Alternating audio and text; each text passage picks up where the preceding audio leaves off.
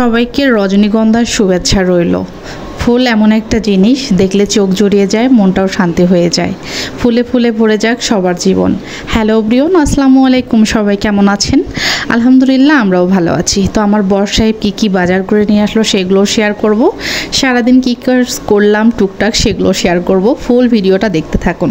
তো সকাল সকালে যে ঘুম থেকে উঠে সব কিছু রেডি করে নিয়ে আমি নাস্তা নিয়ে বসেছি, মানে সব কাজকর্ম শেষ করে রেখে। তো এই নাস্তাটা আমার পরিবারের সবাই ওরা পছন্দ করে। পরাটা দিয়ে সবজি, মানে ডাল পেঁপে এগুলো দিয়ে সবজি, আর পাশে লাচ্ছা সেমাই করে নিয়েছি। এদিকে বর বাজার করে নিয়ে এসেছে 2 কেজি গরুর মাংস। দেখুন গরুর মাংসগুলো একদমই দেশি গরুর মাংস ছিল, আর মাংসগুলো দেখেই কিন্তু বোঝা যাচ্ছে যে আসলে দেশি গরুর মাংস।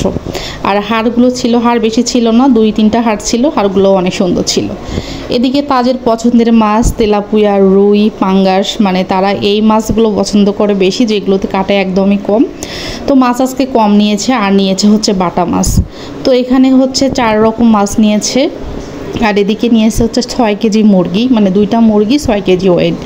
আমি যখন ব্রয়লার কিনি বা ওকে কিনতে বলি, তখন বড় সাইজের মুরগিগুলো কিনতে বলি, কারণ ছোট মুরগিগুলো খেতে একদমই ভালো লাগে না।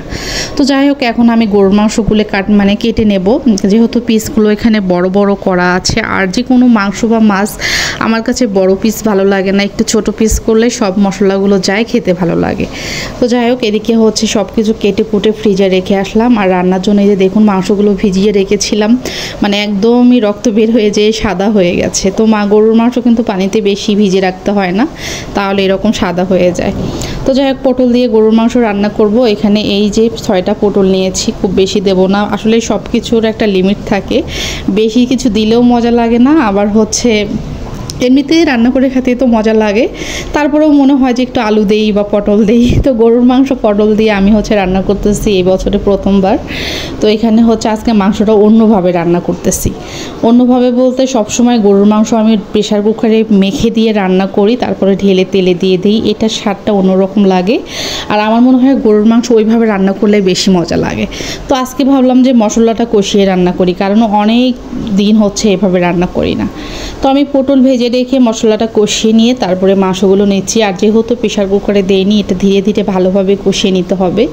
মাঝে যেহেতু 2-3টা হাড় আছে, এগুলো তাছাড়া ভালোভাবে সিদ্ধ হবে না। তো এই যে ভালোভাবে কষিয়ে নিয়ে পরের মতো ঝোল দিয়ে দিলাম, এই ঝোলে সিদ্ধ হয়ে যাবে এবং রান্নাটাও শেষ হয়ে যাবে। তারপরে পটলগুলো দিয়ে দিলাম। তো পটলগুলো কিন্তু একদম লাস্ট পর্যায়ে দিতে হবে, তাছাড়া পটলগুলো একদমই গলে গেলে খেতে ভালো লাগবে না। এদিকে সিম যেহেতু শেষের পর্যায়ে এসে গেছে, এখন তো সিম ওইভাবে পাওয়া যায় না বলতে গেলেও, সিমগুলো মনে হয় যে একদমই কচি বিসি, মানে আছে যেগুলো সেগুলো একদমই অল্প অল্প। তো যাই হোক, সিমগুলো আমি হচ্ছে এখানে বসে দিয়েছি, সিমটা সিদ্ধ হয়ে গেলে তেলে দিয়ে দেব। তারপরে এদিকে শিং মাছ ভুনা করতেছি। তো শিং মাছটা আমার হচ্ছে বেশ কিছুদিন আগে আনা ছিল, তো ভাবলাম যে রান্না করে ফেলি, কারণ শিং মাছ, মাগুর মাছ, ট্যাংরা মাছ এই টাইপের মাছগুলো বেশি দিন ফ্রিজে রাখলে খেতে কিন্তু একদমই মজা লাগে না। তো আমি এখানে শুধু কিন্তু টমেটো এখানে ব্লেন্ড করে নিয়েছি, শুধু পেঁয়াজ না, পেঁয়াজ টমেটো সব কিছু ব্লেন্ড করার পরে এটার ক্রিমিটা অনেক বেশি হয়ে গেছে। তো যাই হোক, মাছের কিন্তু শিং মাছের গ্রেভিটা খেতে বেশি মজা লাগে, এই জন্য আমি একটু বেশি করে দিয়েছি। তো এটা কিন্তু খুব ঝোল করব না, একদমই মাখা মাখা করব। তো রান্নাবান্না খাওয়া দাওয়া শেষ করে আমি আমার ছেলেকে বললাম, বাবা চলো একটু বাইরে থেকে ঘুরে আসি। আসলে পয়লা বৈশাখে তো সবাই অনেক জায়গাতেই ঘুরলো, অনেক জায়গাতে বেড়াতে গিয়েছে। আমি ওইভাবে কোথাও বের হইনি, কারণ রাস্তায় লোকজন জ্যাম, মানুষজন বেশি। তো এখানে একটু হাঁটতে আসলাম ক্লাব মাঠে, এখানে আমার ছেলেকে নিয়ে হাঁটতেছিলাম আর দেখতেছিলাম যে এত মানুষ, মানে মেলার মতো বসে গেছে আর কি চারপাশটা।